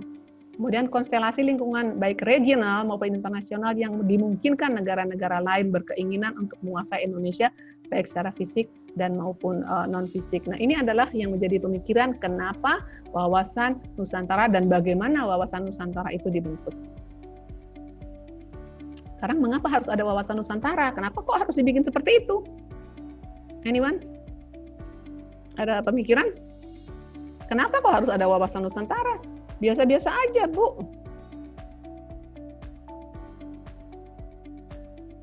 Ya, sudah saya tulis di sini. Ada yang mau bicara? Saya tulis karena ada ancaman. Karena kita perlu eksistensi. Ya, ingat dari yang pertama tadi saya jelaskan bahwa negara ini, setiap negara ingin eksis, ingin terus hidup, ingin memiliki tujuan nasional yang bisa dicapai dalam ekonomi. Ya, kita punya ekonomi, pendidikan, ya. Kemudian keselamatan bangsa dan negara, ya ini akan terus ya karena ada ancaman.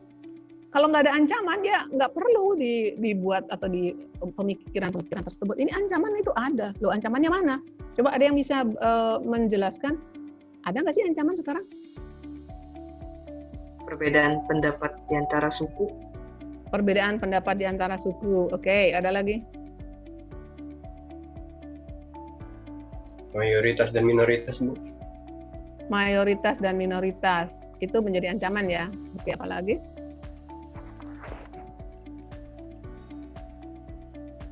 Ada lagi?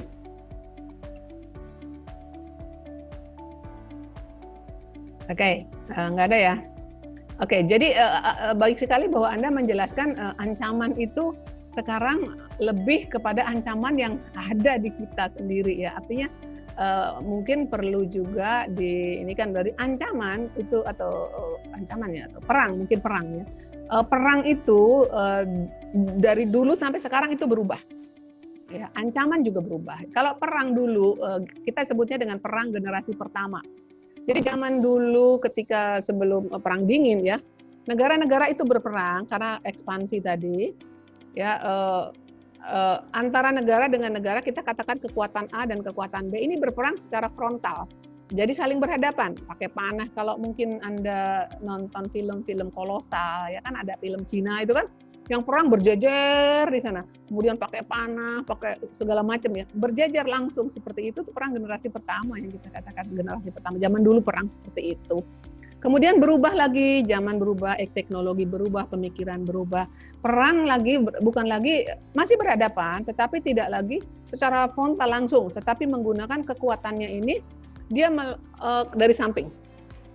Jadi nggak begitu kelihatan di depan, dia ke samping, ke depan dan ke samping. Ya, perang generasi kedua. Perang generasi ketiga bukan lagi cuma ke samping, dia dari belakang menyerangnya. Jadi kalau pasukan ada di sini, dia menyerang dari belakang. Samping dan belakang, kan nggak kelihatan. Dan juga mulai ada berikutnya, ini pada peperangan generasi berikutnya adalah bahwa dia diserang tidak lagi menggunakan kekuatan yang kelihatan. Ya, tidak lagi menggunakan kekuatan yang kelihatan. Dia diserang dengan menggunakan orang-orang yang ada di sini. Jadi musuh itu bisa ada di sini, bisa ada di dalam sini. Musuh jadi ada di mana-mana. Tidak terlihat. Apakah Anda tahu siapa musuh Anda sekarang? Sekarang kalau saya tanya, musuh Indonesia siapa? Ini kalau kita lihat ancaman ada mungkin saya katakan ada aktornya adalah aktor negara. Jadi ini ancaman militer. Negara lain menyerang. Ada lagi ancaman yang non-state. tadi state actor, kemudian non-state actor. Jadi perang non-militer. Yang menyerang bukan negara. Nah, serangan terhadap negara sampai saat ini bisa dikatakan kemungkinannya kecil terjadi ya secara langsung, tetapi masih tetap bisa terjadi. Tetapi kemungkinannya lebih kecil.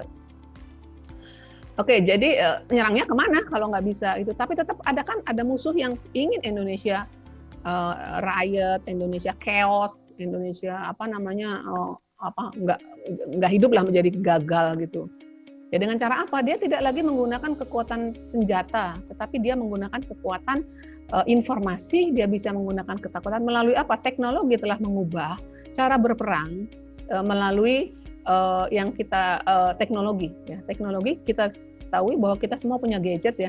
Kita punya gadget, apalagi sekarang semua pasti punya, banyak orang hampir semua tuh punya gadget, apalagi yang sekolah ya.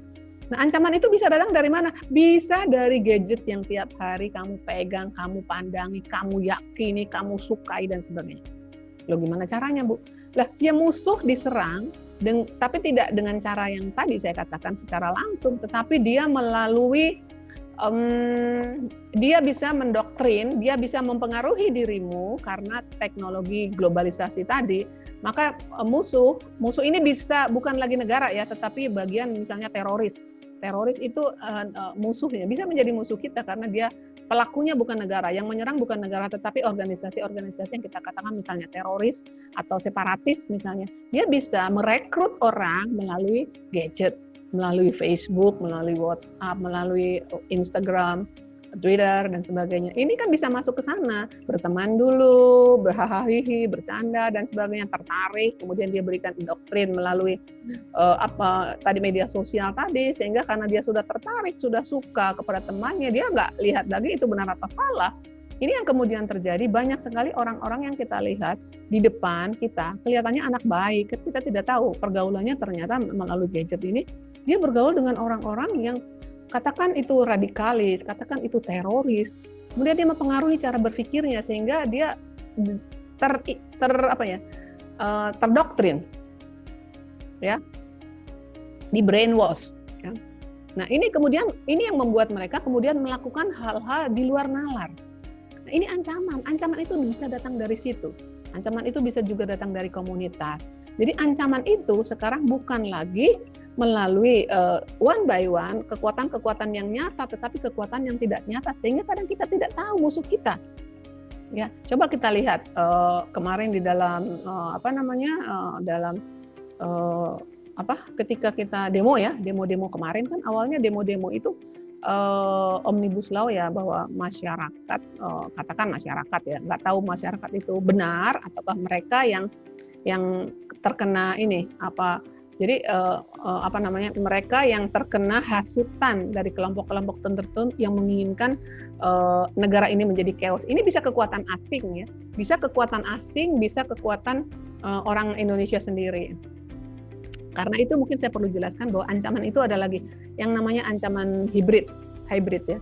Ancaman hybrid itu satu lagi ancaman hybrid, kemudian ancaman dia bisa menggunakan kekuatan, bukan menggunakan, jadi gini, dia mengancam tetapi dia menggunakan tangan orang lain, bukan tangannya dia. Ya seperti itu tadi yang saya katakan bahwa dia memberikan doktrin, kemudian dia menyerang, yang menyerang orang itu, tapi sebenarnya si kekuatan di luar ini dia yang menginginkan, dia yang membrainwash. Jadi dia menyerang menggunakan kekuatan lain. Ya. Itu salah satunya ya. Oke, kemudian karena ada ancaman, maka kita perlu adanya wawasan yang sama mengenai Nusantara. Kemudian wawasan Nusantara berpijak pada wujud wilayah Nusantara yang terdiri dari darat, laut, dan udara di atasnya. Jadi persamaan satu kesatuan ini bukan hanya di darat saja, tetapi di laut juga, udara juga kita punya persepsi yang sama. Karena ini adalah merupakan Lebensraum atau ruang lingkup kita di dalam hidup ya. Dengan demikian dapat dikatakan bahwa wawasan Nusantara merupakan tameng bangsa Indonesia dalam menghadapi ancaman yang dapat merusak integritas bangsa dalam rangka mencapai tujuan dan cita-cita nasional. Ya, saya kira itu penjelasan saya. Apakah terlalu cepat? Saya berharap mudah-mudahan dipahami ya oleh adik-adik ya. Kemudian kalau ada pertanyaan silahkan saya tunggu. Terima kasih. Oke, Baik Bu, terima kasih atas pemaparannya. Sekarang siswa-siswi silahkan kalau ada pertanyaan boleh langsung ditanyakan. Silahkan. Yuk, Catherine silahkan. Selamat siang Bu, saya Catherine dari kelas 10 bahasa ingin menanyakan beberapa hal. Pertama, karena perbedaan budaya, pendapat dan cara pandang di luar itu, bagaimana cara kita menjelaskan wacana wawasan Nusantara ke masyarakat di luar negeri agar wacana kita tuh dapat diterima, dimengerti, lalu dipahami dengan baik oleh masyarakat luar. Lalu pertanyaan kedua, bagaimana cara penanganan wawasan Nusantara dapat diterapkan pada ranah sosial budaya masyarakat Indonesia? Karena di beberapa daerah budaya kita tuh masih sangat kental. Contohnya suku Baduy yang mereka tuh masih menolak membuka diri dan menolak terhadap perkembangan dari luar. Jadi bagaimana cara penanganan wawasan tersebut?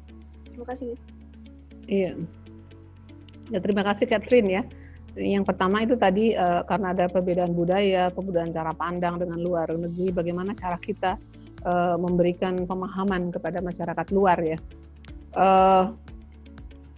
Kalau maksudnya ini dari kita sendiri sebagai mahasiswa atau sebagai siswa seperti itu atau apa yang dimaksud? Kalau dari kita yang untuk menjelaskan wacana kita, misalnya kayak contohnya dalam siswa dan atau nggak misalnya masyarakat luas. Oke. Ya, kalau misalnya ini dari institusi pemerintahan sendiri, saya kira ini kan kita sudah mengajukan seperti yang sudah dikatakan di dalam UNCLOS tadi, ini kan sudah menggambarkan sebetulnya Indonesia itu seperti itu, seluas itu dan cara pandang kita tetap dilakukan oleh mereka yang berkepentingan dalam hal ini adalah Kementerian Luar Negeri. Kemudian kita masyarakat Indonesia juga punya kewajiban untuk bisa memperkenalkan. Yang terutama saya bisa menggambarkan mungkin bagaimana kita mencoba memberikan, ini kaitannya sama yang nomor 3 juga mungkin ya, sosial budaya punya Indonesia. Ini punya Indonesia loh. Karena beberapa kali kita juga melihat bagaimana Malaysia mulai mengklaim batik, mulai mengklaim reok, mengklaim makanan. Ya saya kira dengan cara itu kita sebagai orang Indonesia sebetulnya baru tergugah ya ketika itu sudah ada orang lain yang mengklaim. Kita tidak peduli sebelumnya. Kita masa bodoh ya. Tetapi kemudian saya kira sebagai warga negara, sebagai masyarakat ya kita bisa ya melalui gadget yang kita punya, silakan Anda semua supaya orang lain mencintai budaya kita, mencintai mungkin kuliner kita, mencintai destinasi yang ada di kita dan menunjukkan ini loh Indonesia, semua punya Indonesia. Bali orang kenalnya mungkin Bali itu sendiri bukan Indonesia, tapi sebenarnya Bali kan Indonesia. Nah, Anda bisa perkenalkan di Facebook, Anda bisa perkenalkan di Instagram dan sebagainya bahwa ini Indonesia loh. Jadi dengan mereka mengenal bahwa itu adalah bagian dari Indonesia, kekayaannya Indonesia, maka secara tidak langsung mereka akan mengakui, oh ini Indonesia, ternyata Papua juga Indonesia. Kan memang banyak sekali orang yang tidak paham bahwa Papua itu bagian dari Indonesia. Saat teman saya bilang saya mau ke Papua, terus dia tanya, kamu di mananya? Indonesia di mananya? Loh, saya bilang Papua itu bagian dari Indonesia. Itu kadang banyak orang tidak paham. Memang perlu sekali ya. Cara yang paling mudah untuk kita, karena gadget itu menjadi keseharian kita berusaha apa yang bisa kita lakukan dengan memperkenalkan inilah Indonesia. Ya, inilah Indonesia di YouTube. Mahasiswa saya di STAN, juga mahasiswa di Unhan, saya minta untuk mereka membuat semacam konten berupa video. Dia bisa menggambarkan identitas nasional ya, mengenai identitas nasional. Dia bisa menggambarkan bahasa yang beragam. Kemudian dia bisa berisi tarian yang beragam, destinasi wisata, kekayaan alam Indonesia semua melalui dengan mengatakan inilah Indonesia. Ini adalah cara-cara yang menurut saya yang bisa kita lakukan dan ini memang saya kalau mungkin bisa dicek di YouTube ada banyak sekali konten-konten yang dibuat oleh mahasiswa tapi secara grup ya. Kalau satu mungkin kita belum tentu bisa mengedit itu ya. Secara grup kemudian memperkenalkan Indonesia, mengenalkan identitas nasional Indonesia. Dengan memang kita artinya dengan cara itu pun secara tidak langsung kita sudah mulai memperkenalkan adanya wawasan Nusantara kepada pihak-pihak dari luar, memperkenalkan Indonesia, dan ini Indonesia. Ya, kalau mengenal masalah politik mungkin ada pihak-pihak yang lebih terkait ya untuk bisa menjelaskan masalah tersebut. Ya saya kira demikian deh. Kalau misalnya Anda berbeda pandang, boleh juga diinginkan kepada saya. Pertanyaan kedua gimana? Saya kira cara pandang wawasan Nusantara di bidang sosial budaya ini maksudnya tadi di cara penanganan. Iya, cara penanganan. Untuk keluar juga kan? Penanganan pertama dari masyarakat Indonesia pertama. Sosial budaya kan sebenarnya tidak ada masalah bahwa kalau kita tadi saya bertanya makanya kepada Ibu Maria, Bu, di tempat Ibu terkait sama identitas nasional juga ya, ada makanan apa, kemudian ada apa yang menjadi ciri khas. Ini adalah ciri khas Indonesia yang kita katakan bahwa Ibu kalau keluar ya, kalau ke dalam mungkin kita bisa berbicara oh ini makanan dari Maluku, ini makanan dari Nusa Tenggara dan sebagainya. Tetapi kalau keluar itu kita perkenalkan bahwa ini adalah bagian dari Indonesia, ya. Kemudian ini kan sosial budaya ya, kemudian mungkin ekonomi maksudnya ya. Tadi saya kira kalau ekonomi sudah kita ini ya, bahwa Presiden Jokowi sekarang ini memang tugasnya pemerintah ya, harus memberikan kesamaan rasa keadilan ya kepada mereka-mereka yang berada di wilayah-wilayah yang jauh dari ibu kota yang jauh, kemudian untuk memberikan kesetaraan secara ekonomi. Yang dimaksud apakah seperti itu atau mungkin ada yang beda? Penanganan wawasan Nusantara di bidang sosial budaya tadi kan? Iya. Apakah bisa terjawab atau sudah?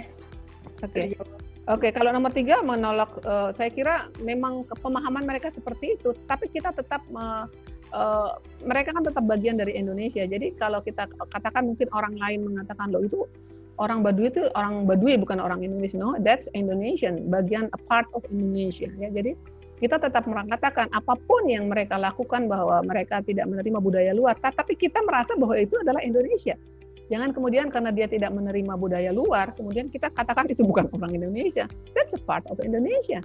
Jadi itulah Indonesia, demikian kayanya. Jadi bukan hanya Baduy, mungkin ada beberapa suku juga yang memang tidak menerima budaya luar, tidak menerima modernitas di luar. Mereka kan dia keluar juga cari makan di luar.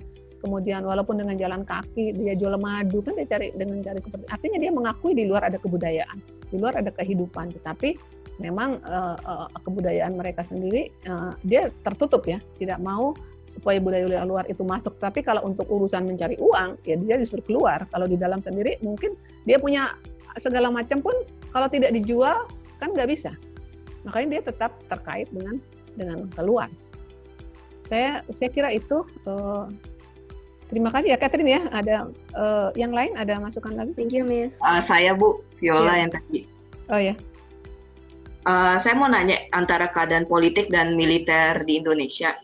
Kan kayak kasus dulu, misalkan Menteri Susi dulu dia menenggelamkan kapal asing. Lalu apakah itu tidak secara militer kan? Itu kayak penghinaan terhadap negara lain gitu loh. Itu ada nggak sih kayak selek antara politik di Indonesia dengan militer di Indonesia sendiri gitu loh? Oke. Ya, terima kasih Viola. Kasusnya tadi Menteri Susi ya yang menenggelamkan kapal-kapal asing ya. Ada selek nggak sih antara politik dengan apa tadi? Dengan apa tadi? Politik militer di Indonesia sendiri gitu. Oke, politik dengan militer di Indonesia. Nah, harus diketahui bahwa militer itu berpolitik juga. Ya, walaupun dikatakan militer nggak berpolitik, militer berpolitik, tapi politik militer adalah politik negara, bukan politik pemerintah. Artinya apa? Beda antara negara dengan pemerintah. Kalau pemerintah adalah rezim yang berkuasa saat itu. Katakan sekarang Jokowi, kalau yang kemarin itu misalnya SBY, kemarin mungkin Soeharto, itu pemerintahannya. Ya. Tetapi kalau dibaliknya, itu katakan kalau rumah, ya penghuninya itu adalah pemerintah. Tetapi kalau negara itu rumahnya. Nah, politik yang dilakukan oleh militer adalah politik mengenai supaya rumah ini berdiri kukuh, supaya rumah ini tidak roboh, yang namanya Indonesia. Jadi bukan mengikuti maunya pemerintah, tapi mengikuti maunya negara. mendukung maunya negara. Jadi saya kira selama pemerintah ini mendukung negara, maka dia bisa aparat ini tetap mendukung. Tetapi kalau pemerintah ini sudah keluar, maka ini yang tidak bisa ditolerir. Jelas ya, Dek? Jadi kalau saya katakan politik TNI itu politik negara, bukan politik pemerintah. Jadi kalau pemerintahannya sudah aneh-aneh, nah ini bisa TNI tidak lagi mendukung, ya.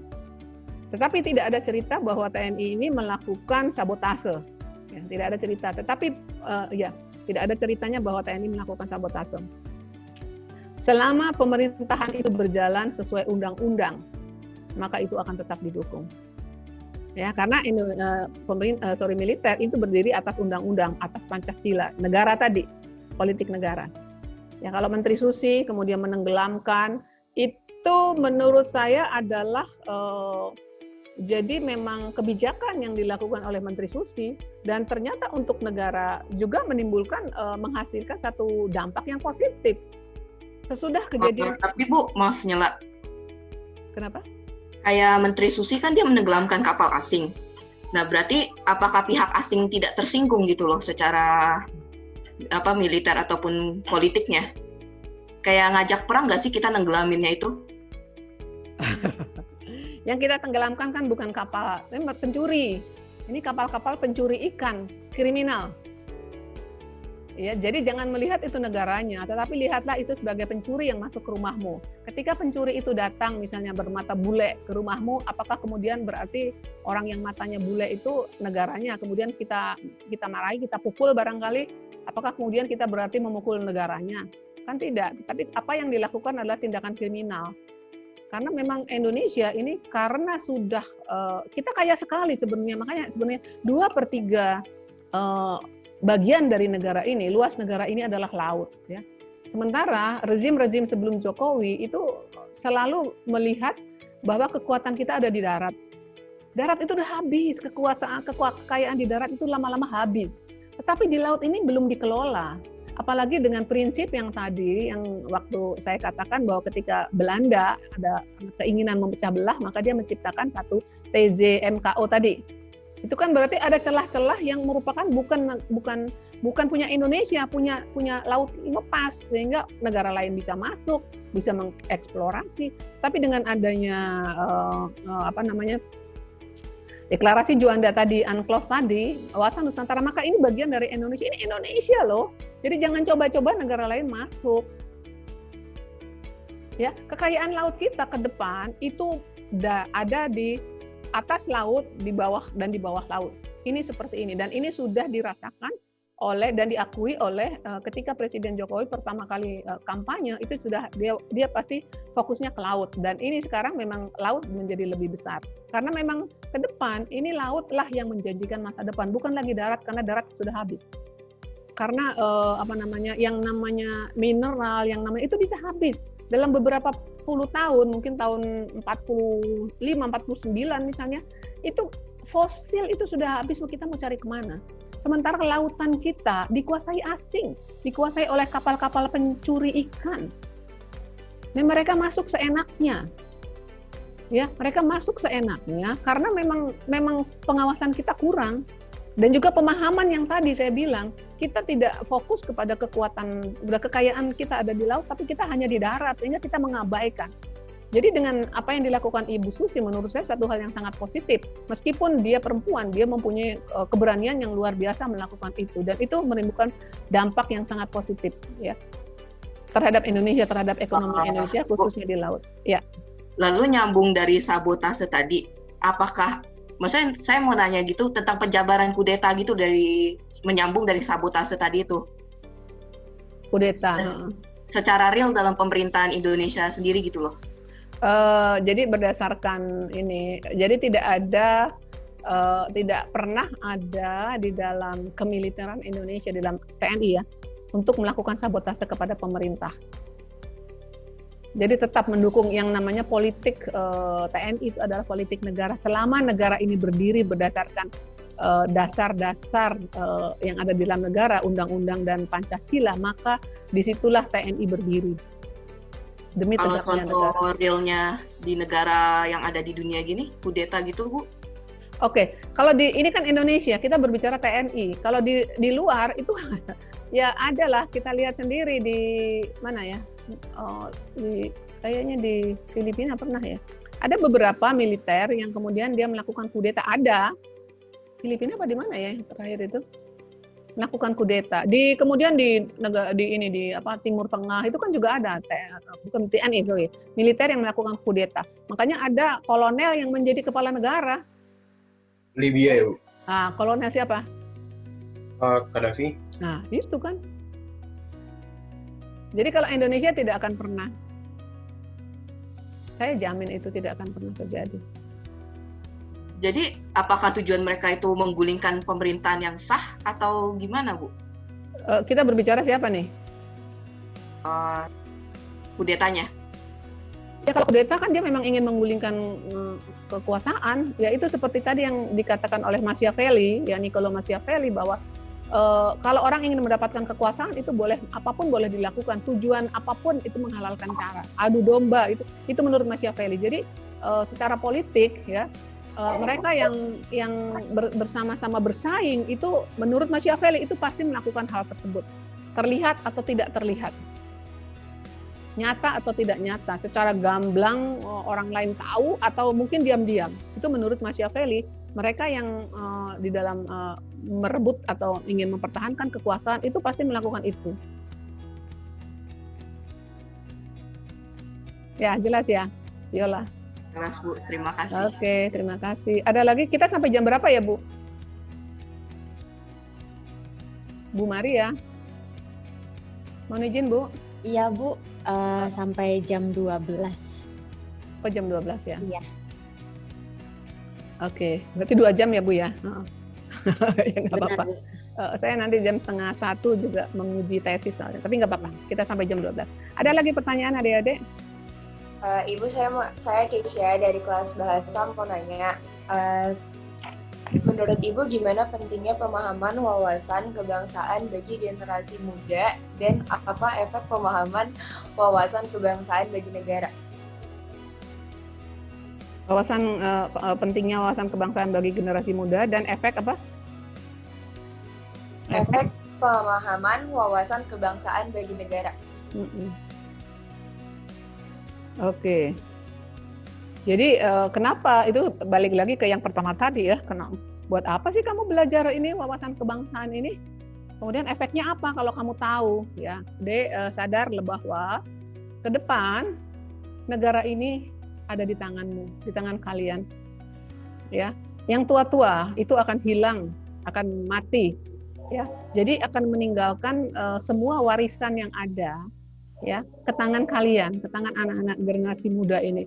Siapa tahu di antara kalian yang sekarang sedang mengikuti kuliah ini atau mengikuti pelajaran ini akan menjadi pemimpin. Kita tidak pernah tahu. Ingat bahwa Pak Jokowi itu dulu hanya tukang serut, tukang mebel.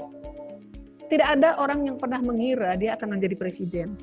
Nah, sama seperti ini. Jadi ketika kemudian kita belajar mengetahui bagaimana mekanisme negara ya, itu adalah satu pembekalan kepada kalian supaya kalian memahami kenapa misalnya ada kebijakan-kebijakan yang dilakukan oleh negara ya. Sebagai generasi muda, dengan memahami itu maka kalian akan berada di pihak yang benar. Artinya keputusan yang kalian ambil itu adalah keputusan yang nantinya misalnya itu adalah keputusan yang benar.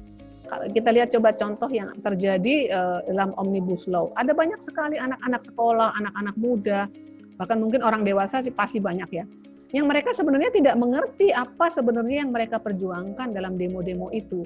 Mereka hanya mendengarkan pada satu sisi masukan yang dimana masukan itu sebenarnya punya kepentingan politik, keinginan, ya, bukan hanya sekedar mempermasalahkan undang-undang tadi, tapi ada keinginan yang lebih besar, bahwa dia berkeinginan sama seperti yang tadi Machiavelli katakan, bahwa dia akan menggunakan kesempatan ini untuk kepentingan politiknya. Dan sadarkah kita yang ikut dalam demo itu bahwa kita sebenarnya digunakan? Karena kita tidak memahami. ketika kemudian kita belajar mengetahui secara berpolitik, ya, bagaimana kemudian wawasan kebangsaan, karena kita bagian dari kita ada bagian dari bangsa, ya. Mungkin belum dijelaskan tadi kemarin di SMP saya sudah jelaskan bahwa sistem pertahanan negara ini adalah melibatkan bukan hanya tentara, bukan hanya TNI, tapi juga warga negara. Jadi Anda ini adalah bagian dari mempunyai tanggung jawab yang sama dengan TNI di dalam sistem pertahanan negara. Anda punya tanggung jawab yang sama terhadap negara ini ke depan. Jadi kalau secara militer ada yang namanya komponen utama, yaitu ketika menghadapi musuh dalam kerangka militer, ya, musuh militer, ya, TNI di depan. Kemudian ada komponen cadangan, dan Anda ada di komponen pendukung. Loh, kenapa kok saya nggak dibayar untuk itu? Ya, karena Anda adalah bagian dari warga negara yang hidup di situ, di mana kalau kepentingan Anda ada, misalnya negara ini negara aman, maka investasi yang nanti Anda lakukan, pekerjaan Anda lakukan ke depan, ini akan aman. Jadi, negara yang aman itu adalah negara yang kita inginkan semua, di mana kalau negara kita aman, maka apapun yang kita lakukan ke depan itu akan jauh lebih baik. Itu sebabnya, jadi wawasan kebangsaan ini penting sekali diketahui oleh adik-adik, ya, SMP, SMA, ya mungkin mulai dari yang sederhana sampai kepada pemahaman yang lebih jelas sebetulnya, lebih dalam lagi mengenai wawasan kebangsaan ini. Jadi memang sebagai warga negara itu harus tahu. Nah, nanti kalau misalnya mungkin Anda ingin ikut ada demo misalnya, Anda merasa ini benar dan pemerintah mungkin tidak mendengarkan apa yang Anda ikut, Anda tahu sebetulnya kedudukan Anda di mana.